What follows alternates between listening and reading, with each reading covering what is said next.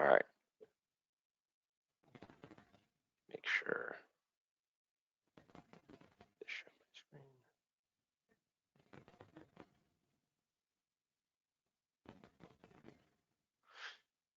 Howdy, everybody. We're just going to give it 1 minute as folks start to show up.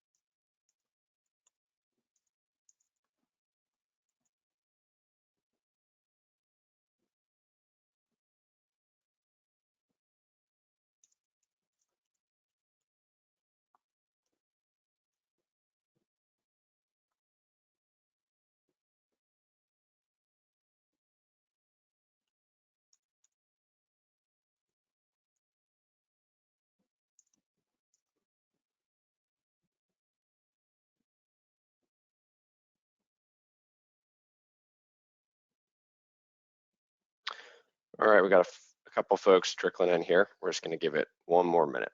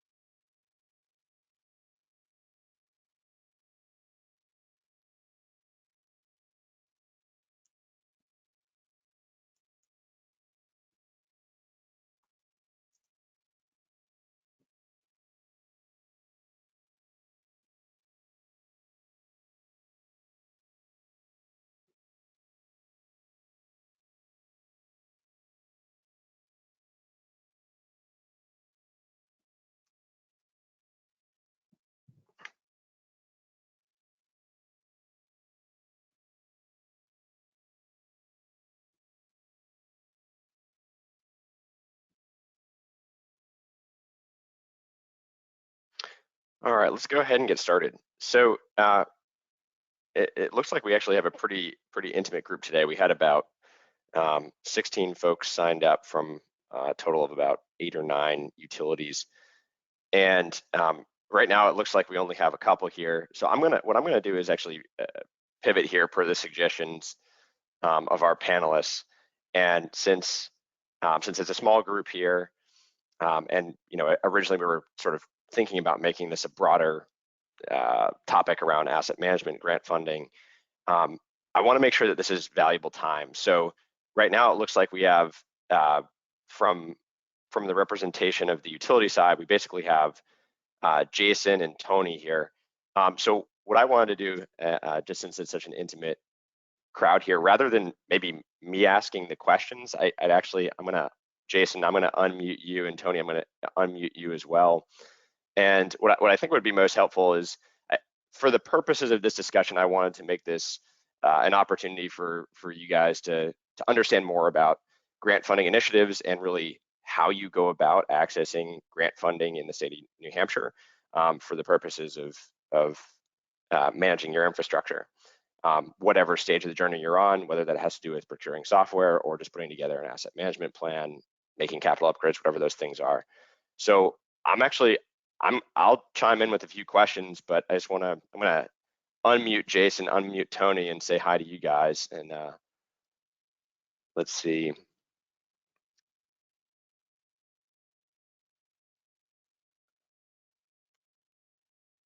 I'll go ahead and do that. Hey, Jason, can you hear us? I can. Can you guys hear me? Yeah, absolutely. And then Tony, can you hear us as well? Yep, I'm here. Good deal. Good deal. So small, intimate group, but I want to make it useful for you guys. So you gotta, I think you know the cast of characters on here. They certainly know who you guys are. So if it'd be valuable, maybe we do some introductions. But if you guys already know each other, maybe we don't. So what do you think? Yeah, I don't see a participant list, but I can see Sharon and Luis and Eliza. Yeah. All of whom I know. So. Good. Morning, Jason. Good morning. How are you guys?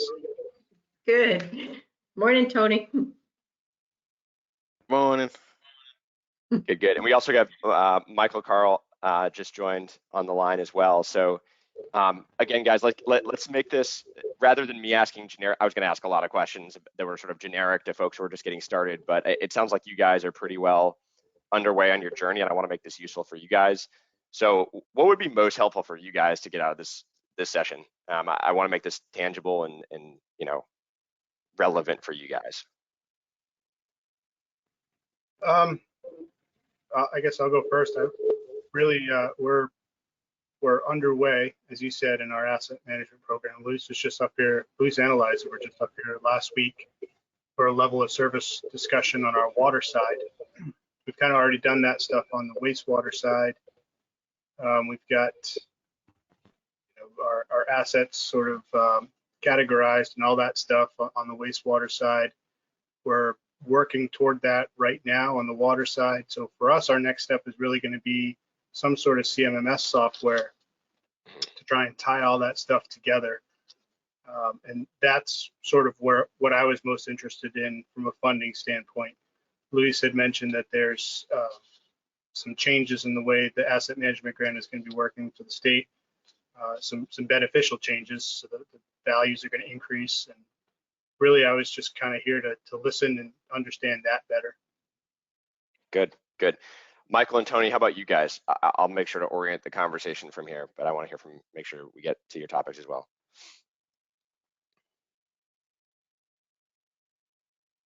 So I guess I'll go next.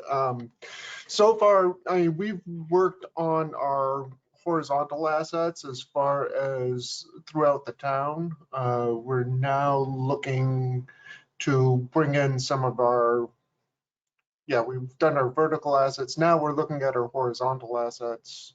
No, the other way around. Okay, there we go. As Jason mentioned, integrating those into, we've got an existing maintenance program. We use Hawk JobCal. It's essentially an access-based program. But how do we integrate all this together? So we don't end up either with multiple programs doing the same thing that don't talk to each other. So for example, for our assets, we use People GIS, and we use Hawk JobCal, and we use Hawk WIMS for our solar treatment plant options. We're also, bringing in vehicle maintenance as well. How do we best integrate everything? Is kind of what we're looking to do for the next step here. Yep. All right, good deal. And then Tony, how about you? What's top of mind for you? Currently, I am looking at asset management softwares. So I guess that is probably priority number one right now. And then basically just trying to find money to do all the stuff that we got to do. Yeah, good. All right, so there's some common themes here. Maybe let's just start off, guys. It sounds like software is a common theme, so that's good. I can there are probably some areas where I can chime in on like the software selection side and try to be as unbiased as I can, you know, realizing that I run one of these asset management software companies. But I think first let's go into the funding side. So I guess this would be a question for the panel, guys. What's like, given where these folks are at in their journey, what should they be thinking about and preparing to make sure that they have the best chance of accessing funding for this? And how, like, what are the sort of the critical steps and processes that they want to be taking right now? And how does that look? Luis, you want to start and then I'll go? Sure. So unfortunately, Jason, from last time we spoke, we still don't have any additional information to provide you.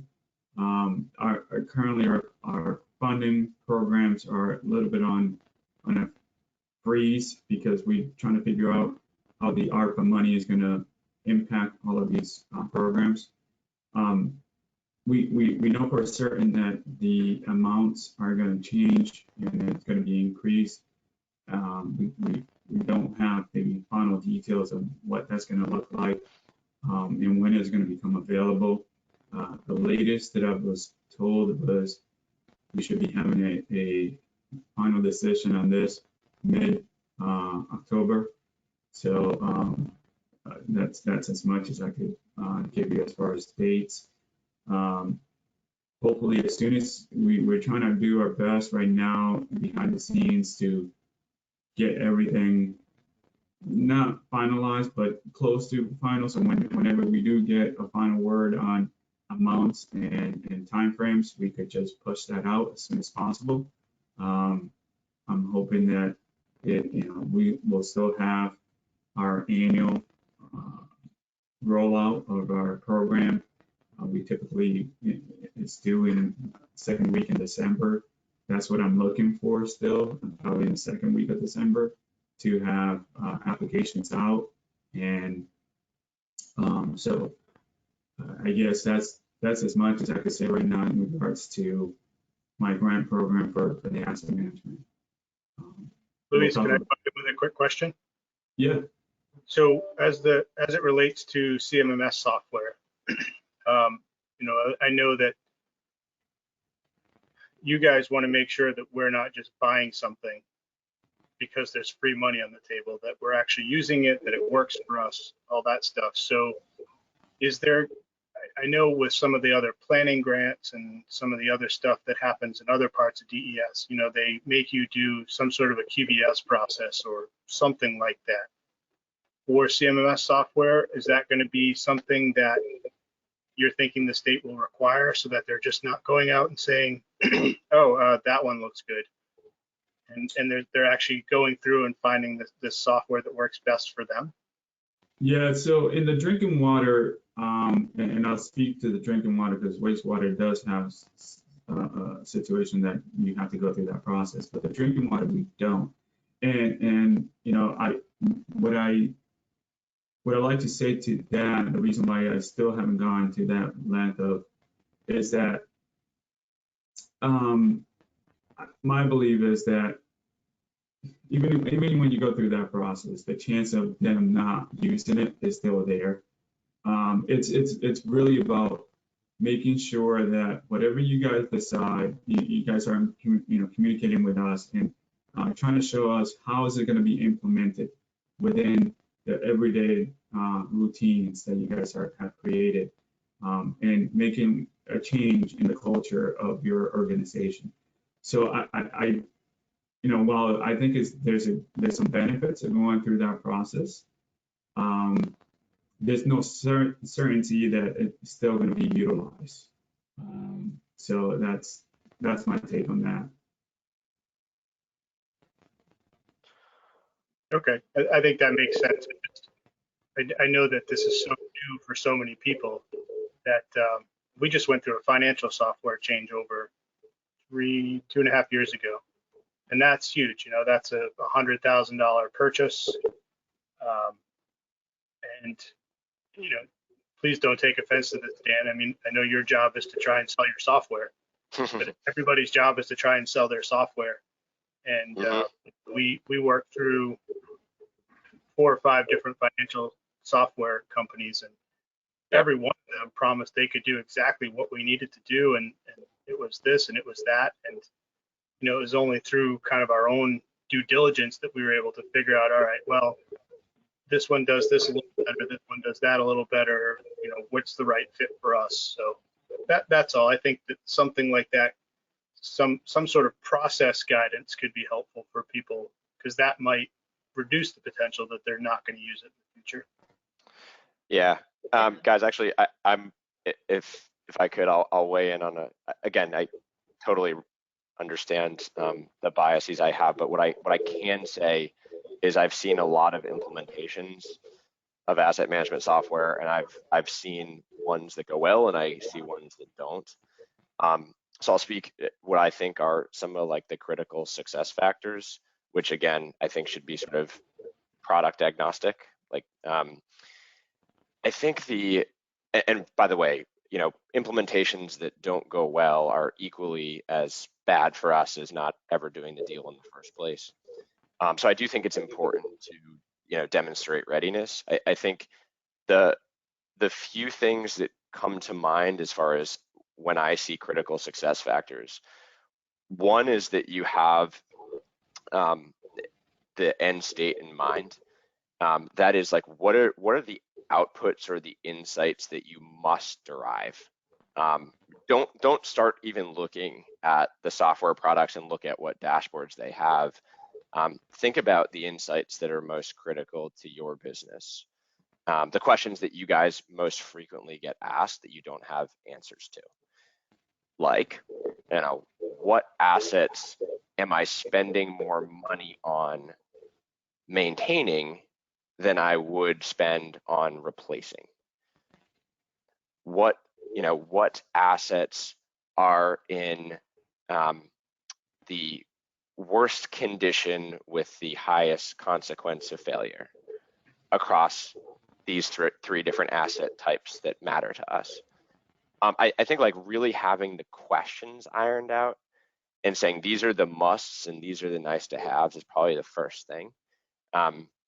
Even having like a few charts like scribbled down on paper is better than nothing. Like what are the things that you want to see? I think that also significantly helps in the implementation process. Like you're figuring out which data you want to collect and where you want to start. So that's the first piece. The second one that's a really big deal that we see as actually probably the number one critical success factor is that you guys have an owner of this identified in-house. So I don't know, Louise, I'm not sure if that's something you guys sort of look for, but I would just say, word of advice is when we see things fall flat, it usually has to do with the resources internally aren't focused on taking this and running with it. Whereas, again, if you do have someone who's focused on it and they have administered software before, they don't need to be a GIS admin or anything like that. It doesn't have to be like some super sophisticated, type of title here. Just that you have someone who can spend that time 1 day a week or whatever it is, investing in the integrity of the software. Because when data gets out of whack, it becomes pretty useless pretty fast. And then the final one is, I would say, and this is more of just a piece of advice than a critical success factor, is based on those questions that you identify first, consider where you want to start and where you want to finish. These, like we haven't necessarily encountered these, but we've definitely heard the stories of big asset management programs, like implementations that take 4 years. And it's because you have to get every single person, like the broader the scope, the less likely it is to, and the broader the scope all at once, the less the likelihood is that it'll be successful. So you should paint a roadmap of, we're going to start here and then go here. And you can, when I say start here, it can be a certain type of work activity. It can be a certain set of assets. It can be a combination of both. But think about like what that roadmap is, and I would always prioritize that in terms of what is the highest likelihood to be successful, against what's the highest value to the business, like where are you having the most issues. So if you do those three things, I think, again, I'm not the one who's evaluating the funding, but I would say if you're really like altruistically looking at the likelihood of something being successful, that would be my opinion on those things. I don't know if you guys would agree with any of that, but that's what I've seen. I think, Dan, I think you've been studying our programs. Oh, wow. Actually, and Jason, I think the tool that we're getting ready to roll out that Eliza put together, you can talk more about it, but I think in there in the appendix is a really comprehensive kind of software selection questionnaire that you can follow to answer a lot of the things that Dan just mentioned. Yeah, that big would thing help. too. And some of the reasons. Oh, go ahead, Eliza. Oh yeah, and Tony, I think I already sent you that little checklist, and it's pretty much building off of what Dan said. If that required would be nice, not needed, but Jason, I can send it to you now too, because I know you're like right in the middle of checking out softwares, but there's like 4 pages of different ideas of, you know, what to look into or what's important, what's not. Start scribbling out the ones that are not important, but a big piece of it too is don't be afraid to make a sample set and see your own data get demoed, because you're not going to care about the, you know, the roads piece of it or the, you know, or different pieces that aren't specific to what you're looking for, unless like, you know, there's 10 people in the room and the fire department, police department, everybody's looking to use it. So don't be afraid to, I've seen that more successful. But to kind of go off the second bullet point that Dan mentioned too, as much as it's important to definitely have that one cheerleader, you don't want that person creating a whole, you know, all these like nitpicky forms and all that. You want it to be a group activity, because if that person leaves, so does all that knowledge, and so does all that decision making. So you almost have to rebuild it all over again. We've seen that even with like the level of service matrix in the middle of developing the program too. It's like almost like custom made to what that person had as an idea, and everybody kind of gets left in the dust. So even though they're, you know, it's important to have that one person to really drive it, get a couple people knowledgeable on it too, because you never know who's going to stick around. Yeah, and we've actually had some good lessons recently too about being careful of how much customization is done with software. Because again, that one person, if there's one person in charge of it and they're customizing everything and then that person leaves, somebody else, and this is happening to a community right now, they're having to kind of start over and recreate everything that had been customized because it's not working. Yeah. It made sense to her, it doesn't make sense to anyone else. And the final thing that I want to add to this is, you know, I've always, New Hampshire DES always advises people to not just, you know, sit around and wait for the demos from the software companies, but to go out and actually visit communities that are currently using that software. It is very important for us that you know, you go to your next door neighbor or, you know, the next community and say, or even out of town, out of state, and say, you know, how you guys utilizing the software? How is it working for you? What were some of the challenges that you guys encounter? How did you get, you know, over those challenges? So, you know, it's a lot of legwork before you could even, you know, that you should do before you even get the software companies into your location.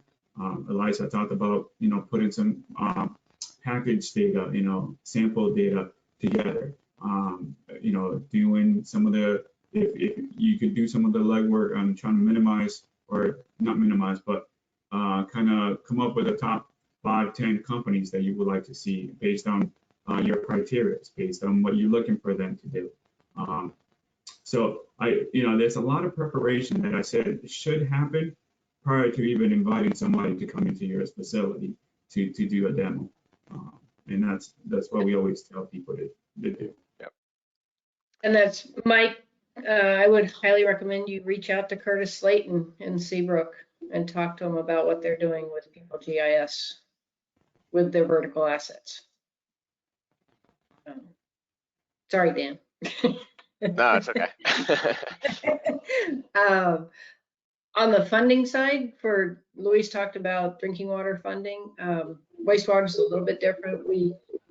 The one change that we're waiting for to find out with ARPA is whether we switch from or we add a grant program. We're going to continue our loan forgiveness program for asset management, but we may, while we have ARPA funding, what we're hoping to do is create a grant program so it gets rid of that need for authority to borrow. The amounts that each community is eligible for won't change, so it'll be anywhere from $30,000 to $180,000, depending on the size complexity of the community. Mike, Hampton put in a pre-app this time. I think North Conway, Jason, I think you have 30,000 more, if I remember right, and Tony, I think you've got another 60,000 available.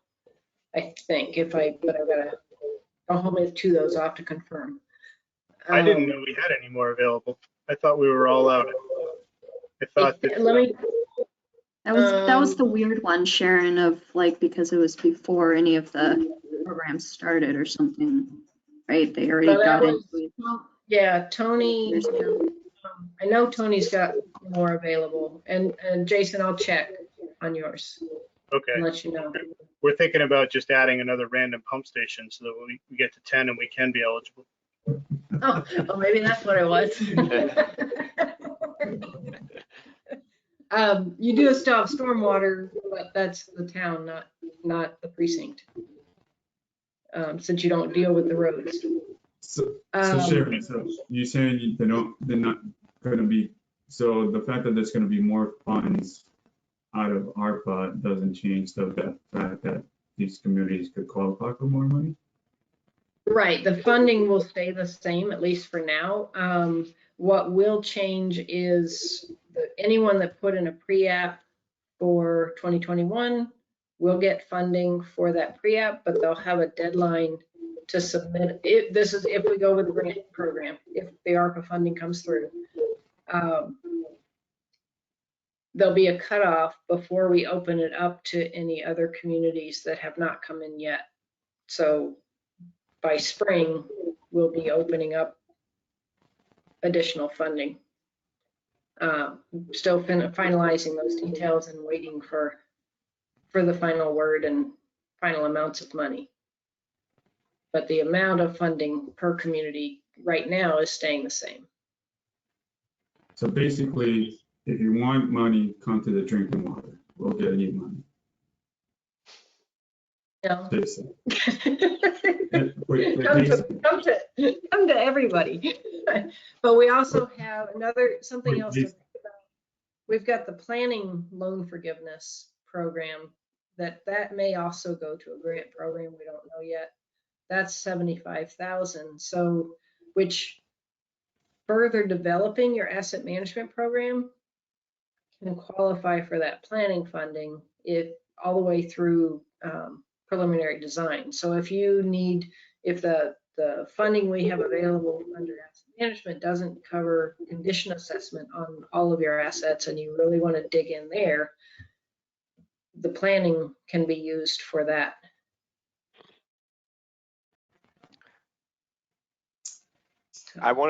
Sorry guys, I wanted to check in on one other topic.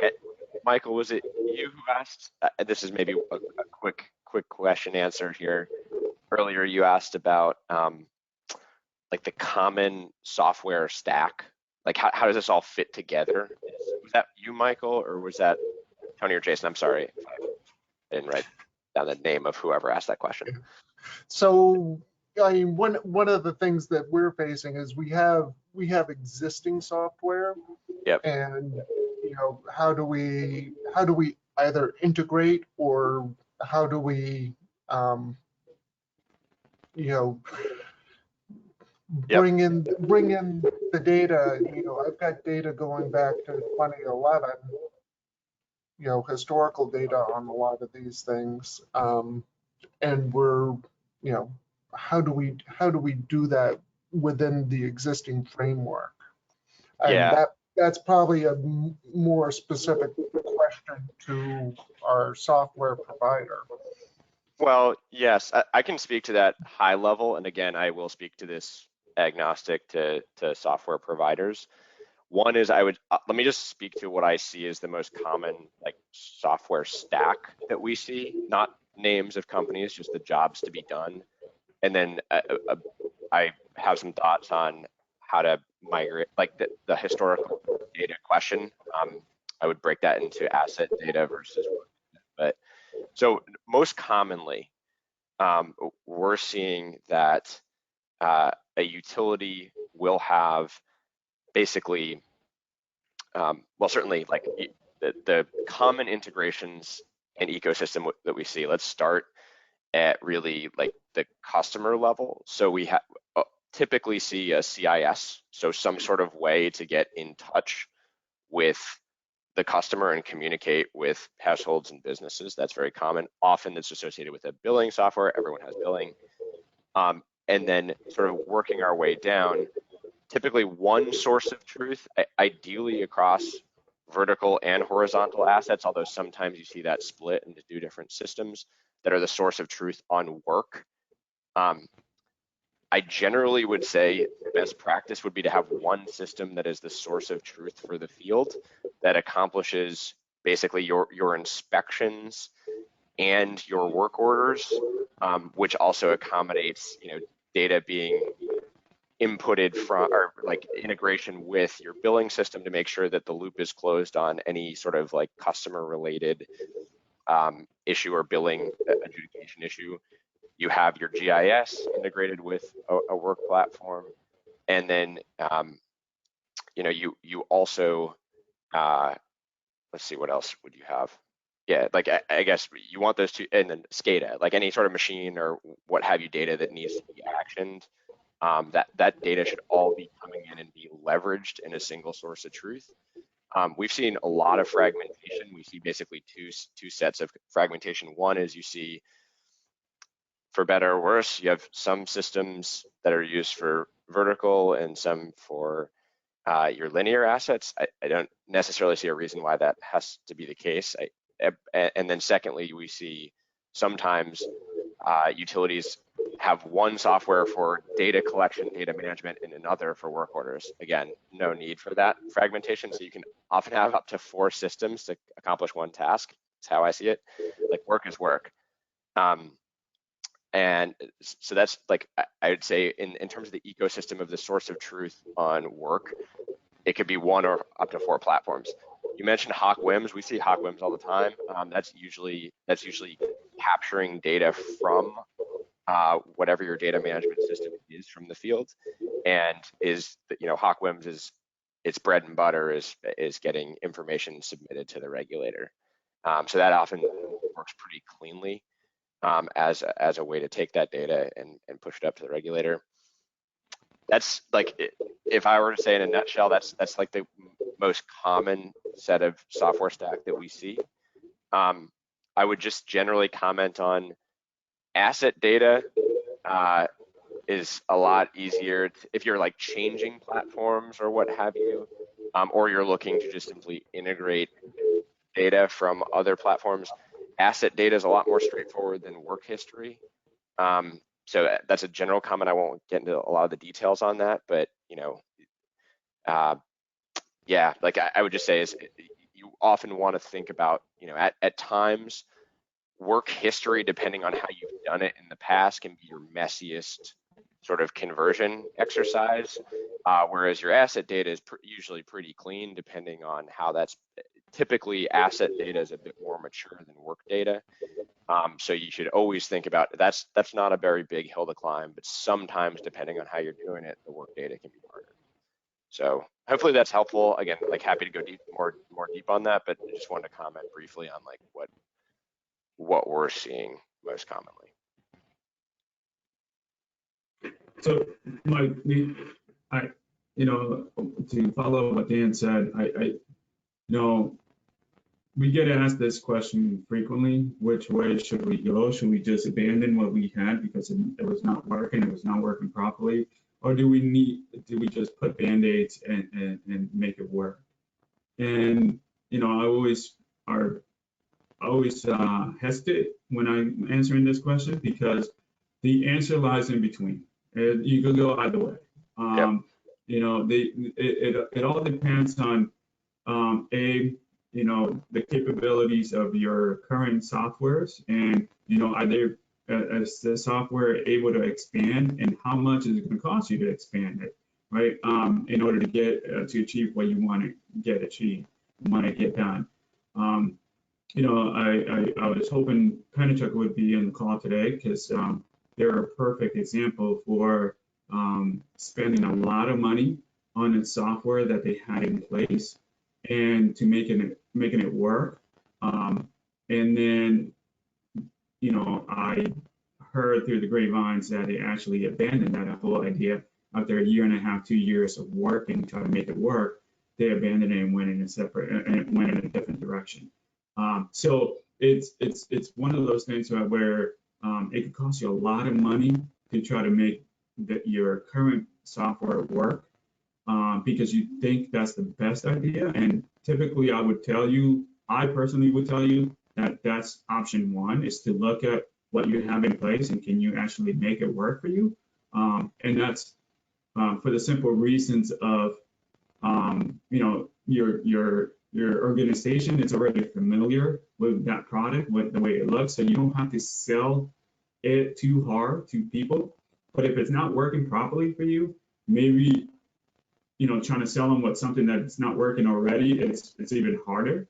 So again, it would be, I think, I'd like to say it's a very unique, you know, specific case-to-case, organization to organization, and looking at it from, you know, going through a whole host of questions from, you know, what is it that you want your product to do?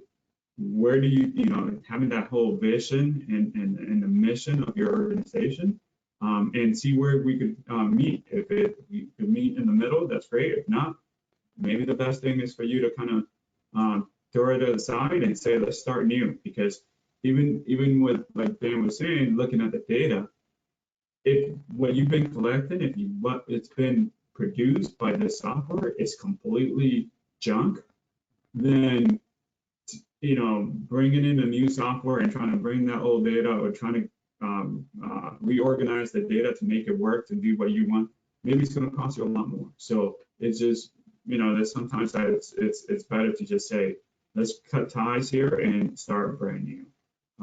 But that's a conversation that should be had internally with your stakeholders, with your operators, with, you know, if you're getting funding from DES, definitely have DES involved, and we could talk it through. Yeah, another piece of that is you really need to understand the why that software is not working. Because if it's a human element, no software is going to work if you don't have the engagement that you need. So you got to get that first. Yep. That's right. One question for you guys, if you wouldn't, I mean, I'm going to say you guys, Jason, Mike, and Tony, going back to maybe the beginning part of the conversation, what are some of those, if you wouldn't mind sharing, I'm just really curious, like what are some of those business questions that you guys sort of wish you had the answers to that you're unable to answer today?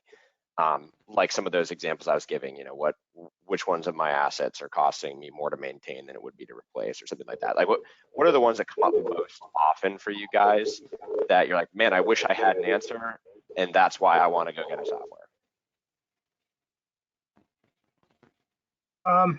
This is Jason. I'm not sure. We're probably in a little bit different situation than I'd say most utilities are. Our wastewater system is only 30 years old.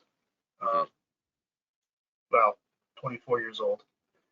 So, you know, we're just getting to that first stage of where we're starting to replace some of that stuff. So we don't have a lot of sort of long-lived assets on that side where, we have the opportunity to have things that are costing us a lot of money, I guess, in maintenance. We're definitely going to get there because we're going to be here for a while, I hope. But we're not quite there yet. Same on the water side. We have a well building that was built in 2011, 2012, 2013, somewhere in there. So everything there still just kind of works. We have another new well building that's under construction right now. I'm hopeful that everything there will work when it's finished.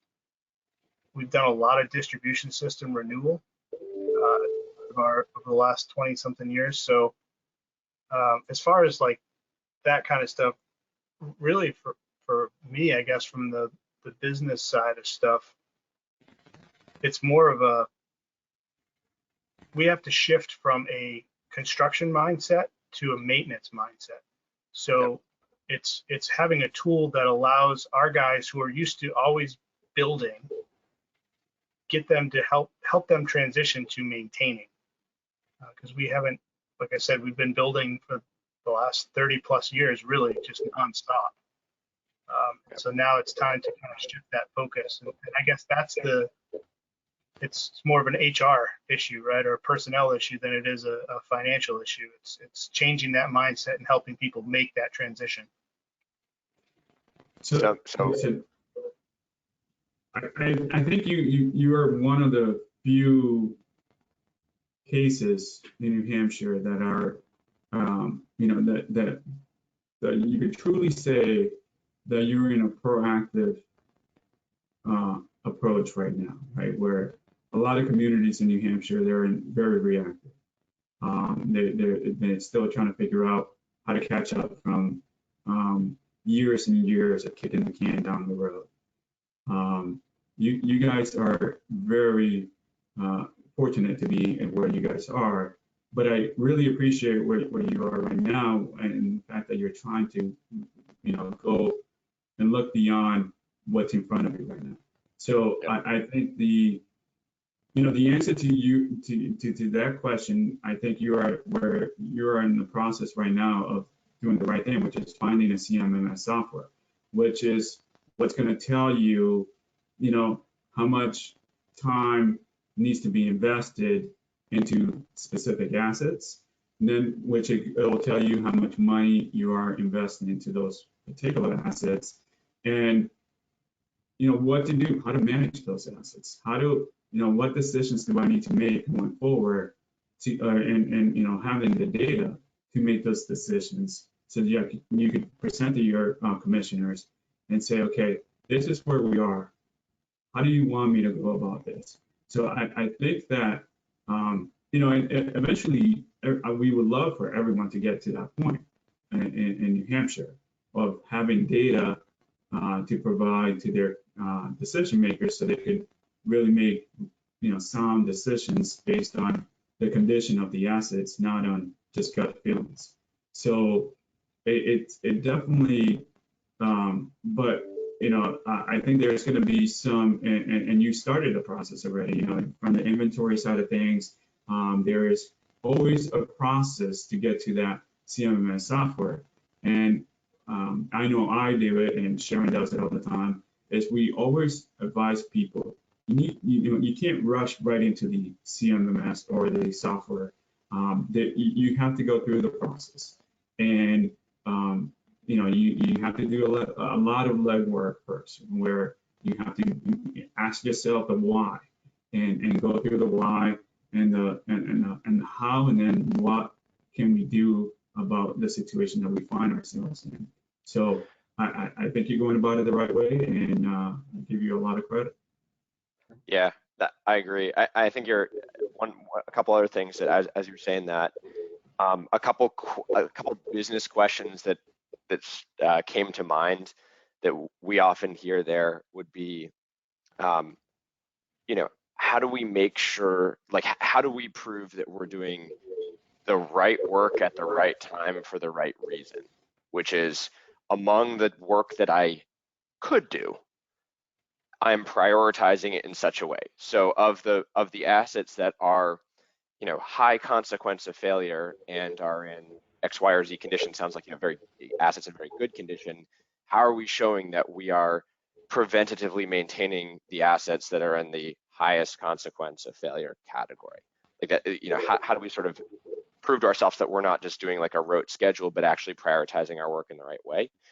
Another way to look at that is, what percentage of my effort is going into preventative activities versus reactive activities, and keeping your finger on the pulse of that. You're in a unique position where more of your work probably can be PM versus reactive, but you want to make sure that that's not dramatically changing over time. If you don't, the de Sidder's law, states that replacing something is 25 times more, or basically doing preventative tasks is 25 times more cost effective than waiting for the asset to fail and replace it.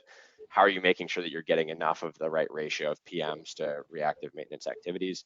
Right. So we actually do that now on our wastewater side. We've been using a free software that they got from USA Blue Book. It's Excel based to do their PMs on stuff, but it's very limited. The only thing that it can do is you can put a note in there after you fix something, and it will remind you when the PM is due. That's it. So there's so much more that those guys, I think, on the wastewater side want to be able to do with that stuff. Mm-hmm. On our water side, that's where the real transition from construction to maintenance has to happen. Yeah, and I would say, Jason, you bring up a good point, is making sure that the people who are going to be using it, your wastewater guys, drinking water guys, they are involved in the... Sorry. Is there something else I can help with? So apparently I triggered Siri.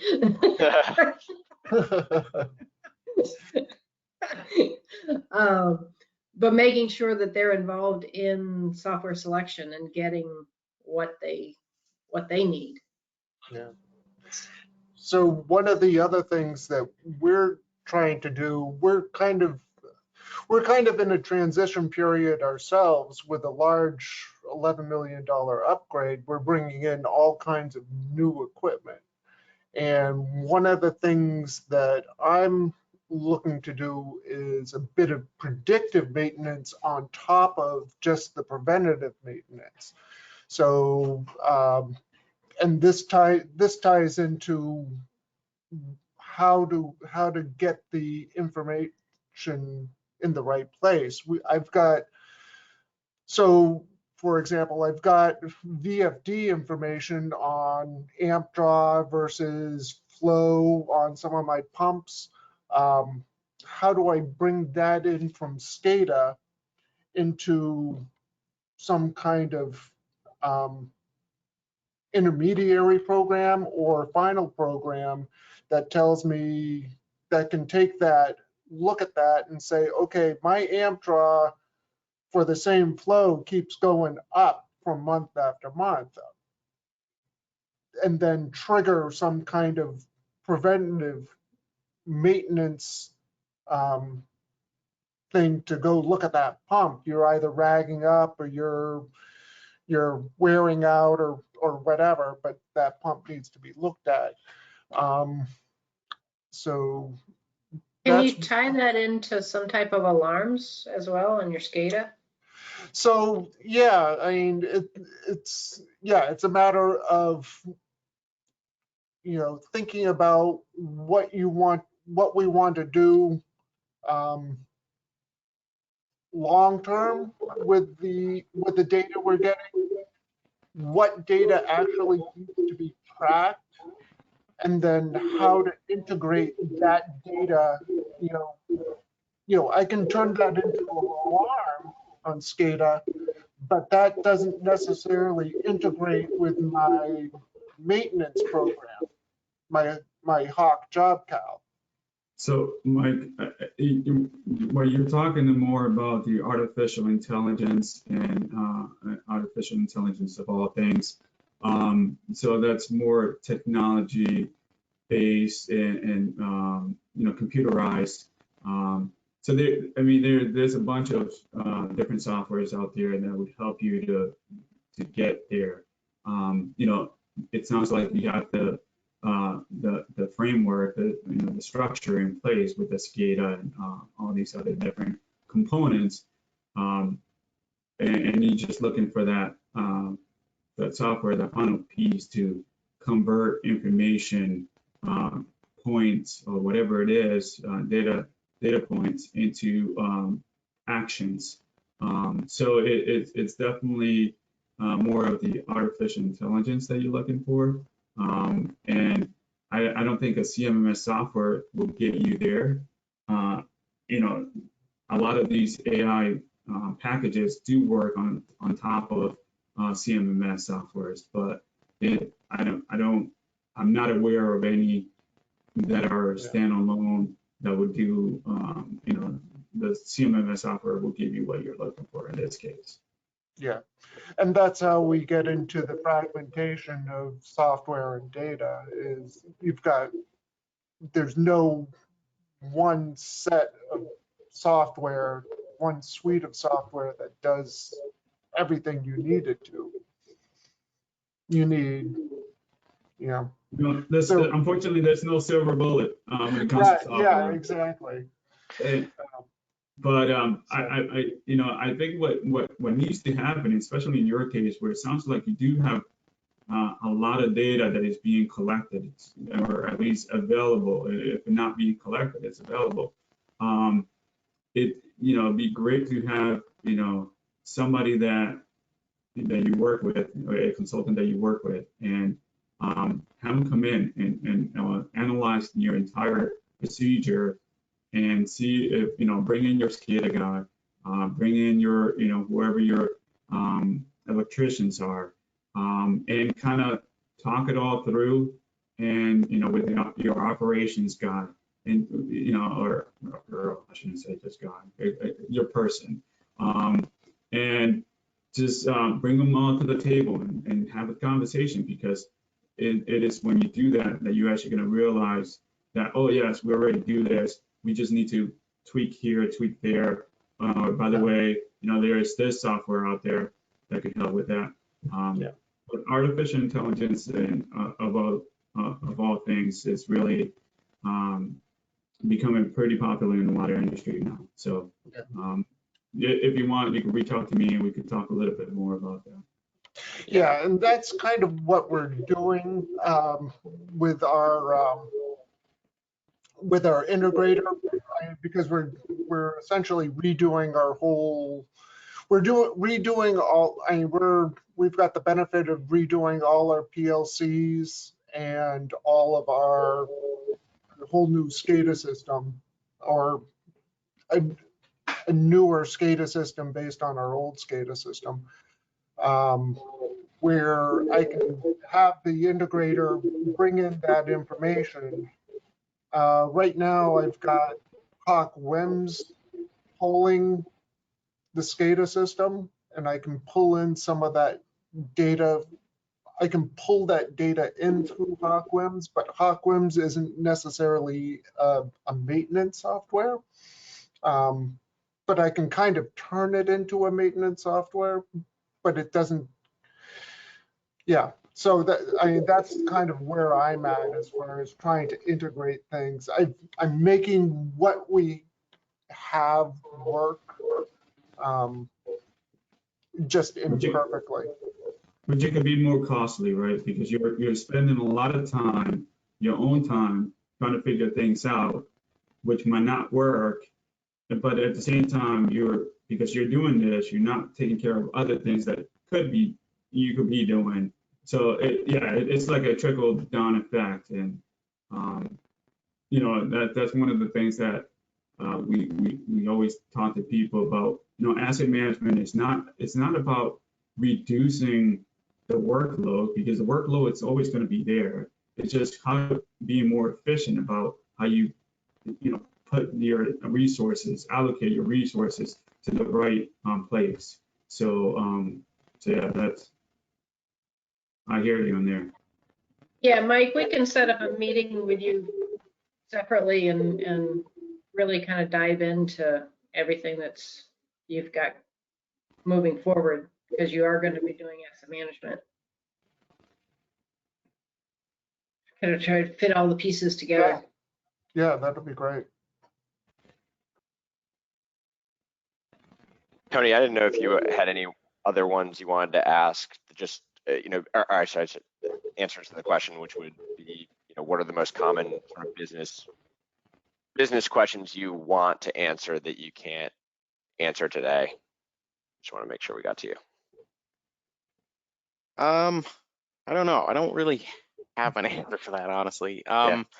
The main thing we're looking for over here is we wanted to upgrade our work order software, and if there is an asset software that does it, it would be cool to have something that does more on the finance side. Yep. Even like incorporating the assets into into your rates to kind of make sure you have enough, you're saving enough money every year to replace those. Yep. That would be cool. Yeah. But yeah, it sounds like we're in the complete opposite position of the other people on the call. I mean, we've been kicking the can so long, we recycled it and made a new one, and we're kicking that one now. So as far as like the assets themselves, they're all just old, and we're just kind of prioritizing, which ones to replace based on, at that point, everything's old. So it's just, Hey, probability your of failure. wastewater treatment plant is not old. Yeah, I guess I'm more thinking of the water and sewer lines. The facilities aren't in bad shape. The wastewater plant's new, but I always say in wastewater years, it's still old. And then our wells they're not too complicated. It's just a groundwater well. So it's, even if we have to replace everything, it's not a ton of money. Who are you using for your billing software right now?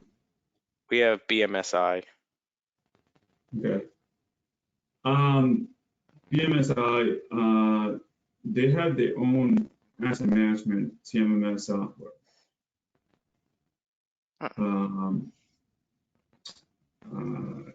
Can't Do you know, have you saying how, if they're good or bad, but yeah. I could tell you that they have their own. You might want to check into that. The other thing that I will tell you is that there's always just about any CMMS software could easily be put on top of just about every billing software. So integration happens constantly these days. So you could that's an easy solution to your problem there, as far as making sure that billing and CMMS software are looking at each other. But Jason Randall in Plymouth would be a good person for you to get in touch with and check out how he went about doing that, which is it's a different billing software company, but he would have talked to them and said, okay, this is what I need. You're going to provide me what I need, because I'm going to go with this company, and this company needs, this is what they need. So you pay the price, but it can happen. Yeah. And it won't be, Jason will to let you know, it won't be as seamless as made out to believe. Yep. One thing, Tony, that I think you touched on two things. One was day-to-day integration with billing, but I think when you're talking about making asset management a financial activity, like as it pertains to capital planning, there's one thing I could send you that may or may not be helpful. Let me quickly, I'll just share my screen. This has nothing to do with our software, by the way. Can you guys see my Excel sheet? Yep. Yeah, so this is a pretty nice way for how to leverage CMMS data. Again, I could demo you, but I'm not going to. I want to keep this sort of agnostic, and this is just an Excel sheet that I've built in my past. But again, like looking at your the financial cost of your work and assets, understanding, based on which assets are in sort of the most critical condition, what would it cost to replace them, what area, like how do you segment that in different parts of town, how do you segment that across different asset classes, what are the costs of performing the actual task divided by equipment, labor, materials, what would be the equivalent replacement costs, how do you do like a trade-off analysis on that. There's a lot of, when I think about finance, there are a lot of fairly sophisticated financial decisions that you can make with fairly basic CMMS data. So I'm happy to share an example like this with you, but I think this is like one of those cases where we actually don't see a lot of folks really taking their CMMS to apply it to like the intersection of capital, their capital plan, and there's so much low-hanging fruit there that could be better utilized. So if you want to talk about that offline, I'm happy to, if that's sort of where you were going with it. There's just a lot you can do there. So. Dan, you said this is not through utility cloud. This is something that you created yourself? Well, actually it is. We do this in utility cloud. I just don't want to pull up the platform because I want to, but like this is how we've modeled our product. This is an Excel sheet I built years ago. No, because this looks great. I mean, it looks like exactly a tool that I've been envisioning and creating for utilities. It's you mentioned, it surprised me that you said that not a lot of utilities are utilizing CMMS software to drive their CIP, because essentially that's what CMMS software should be doing. It should. Driving the CIPs with collection of data, work order history, maintenance and all that stuff. It speaks to what DES always talks about, and it's that whole communication piece that we're missing in the asset management world, right? We have all this data. Well, first of all, we push people to go collect the data. They finally did. They're collecting the data, but what are they doing with the data now? And 100%. It's not being brought out to the public. So I think this speaks to that aspect of putting everything together and really displaying what the assets and what the needs are. Yeah. Sorry, I know we are over, but I think I just wanted to react to that. Totally agree with you. Well, I think what we're trying to do with our customers and through our prospect conversations is, like if we're selling to like a superintendent or someone like that, I think they're viewing the job of a CMMS very much through the eyes of the problems they're trying to solve for today, which by the way, I don't think actually helps them like get the budget they need to pay for it and all that stuff. But it's okay, I want to make sure that the people are actually doing the work that they say that they're doing, and I want to be able to visualize sort of like the operations management. That's a huge aspect. But what's ultimately creating value sort of up the chain is being able to like demonstrate capital allocation decisions. Like this, we love this chart. Actually, this is not the one I love the most. The one I love the most is showing the replacement dollar value here, which is people are they get into a conversation with selectmen or whatever, and it's like they're trying to make a case for we need to replace this many assets because all this stuff is failing, and they have no real like business case for it. Whereas what we say is like flip the conversation, say this is the grid, like these are my if you're looking at these are the pumps I have that are in the top right quadrant, and it costs this much to replace them. You make the decision. Like this is I'm telling you exactly how much it costs to replace and giving you the visibility. It's really flipping the whole budget conversation, which is just like I feel like at that upper level, the visibility is not there on the right information to make capital allocation decisions. So again, are you also, when you say that it's this much to replace those, are you adding in the piece of data that it costs this much to keep them running as they are? Yes. Yeah. That's a critical part of that argument. It is. And also the cost of the inflation of not doing it now, right? So we're great MacGyvers in the water industry, right? So yeah, we could keep it running for another 10 years, but hey, by the way, it's costing you this much to upkeep it for that 10 years. And when you do it, replace it in 10 years, it's going to be that much more, you know? So. And I don't have this on a chart right now, but one of the other ones that we like to show in the software is what work won't I be able to do? So when you look at your forecast of like if you have all these PM activities and you're gonna get to your criticals, when it comes to staffing, you know, we hear that all the time. I'm short staffed, I want more budget, whatever. Well, make a better case. Like, this is the work that I know I won't get to. My workload is gonna stay like this, and these are the needs that I can hit, and these are the things that I physically won't be able to do. I'm gonna make sure that those are the lowest consequence of failure. Like, I'm gonna make sure those are the most bottom left stuff. But like, there you go. I'm telling you what I won't be able to do with 5 more people or 1 more person or whatever it is. I could do X. That's a powerful budgeting conversation to have. Yep. Definitely. Guys, I appreciate it. I'm sorry. I do need to run. I'm a few minutes late to this, but again, I'm happy.